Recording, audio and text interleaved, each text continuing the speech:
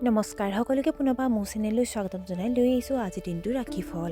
আজি হৈছে 13 ডিচেম্বৰ 2024 অসমীয়া 27 আঘোণ শুক্ৰবাৰ। আজি সূৰ্যোদয় সময় পুৱা 5:52 আৰু সূৰ্যাস্তৰ সময় 4:18। আজি হৈছে ত্ৰয়োদশী তিথি আৰু শুক্লপক্ষ। আজি দিনটোৰ প্ৰথম ৰাশি হ'ল মেঘ ৰাশি। কৰ্মক্ষেত্ৰত কঠোৰ পৰিশ্ৰমৰ পিছত সফলতা লাভ কৰিব। নিজৰ কৃতিত্বক লৈ অহংকাৰ নকৰিব।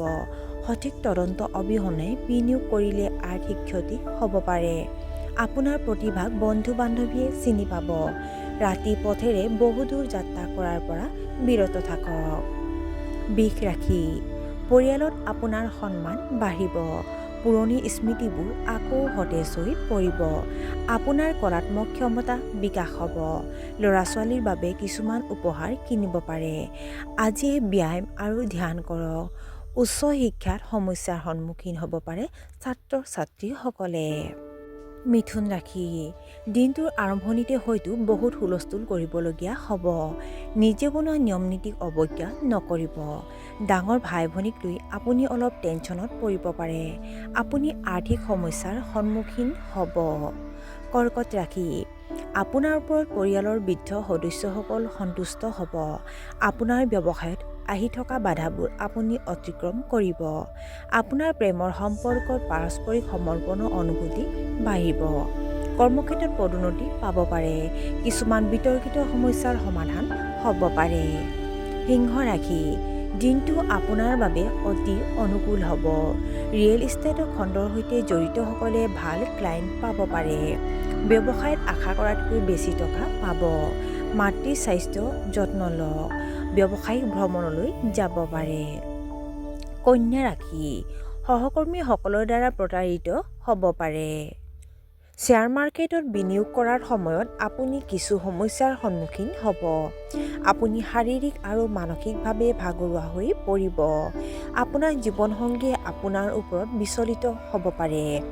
অপ্ৰয়োজনীয় আলোচনাৰ পৰা আঁতৰি থাকিব লাগে। তুলা ৰাশি। আজি যদি আপুনি কোনো কামৰ প্ৰতি আগ্ৰহী নহয় তেন্তে একেবাৰে নকৰিব।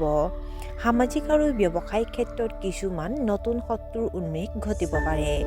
জ্যোতিষ আৰু ৰহস্য বিজ্ঞানৰ প্ৰতি আপোনাৰ প্ৰৱণতা বৃদ্ধি পাব। সন্তানৰ স্বাস্থ্যৰ যত্ন লওক। প্ৰেমৰ সম্পৰ্কত সন্দেহৰ অনুভূতি বাঢ়িবলৈ নিদিব। বৃশ্চিক ৰাশি। আজি চাকৰিটোত কামৰ বোজা বাঢ়িব। আপোনাৰ সন্তানৰ এই সাফল্যত আপুনি সন্তুষ্ট হ'ব। বুদ্ধিমান সিদ্ধান্ত লৈ আপুনি ব্যৱসায়ত যথেষ্ট সফলতা লাভ কৰিব। যিকোনো শুভ অনুষ্ঠানত অংশগ্ৰহণ কৰিব পাৰে। অবিবাহিত মানুহে বিবাহৰ সুযোগ পাব পাৰে। ধনু ৰাশি। আপুনি সফলতাৰে এটা নতুন ব্যৱসায় আৰম্ভ কৰিব। বক্তৃতাত ধৈৰ্য ধৰিব। সমাজত আপোনাৰ সুনাম বাঢ়িব। আচৰণত নমনীয় হওক।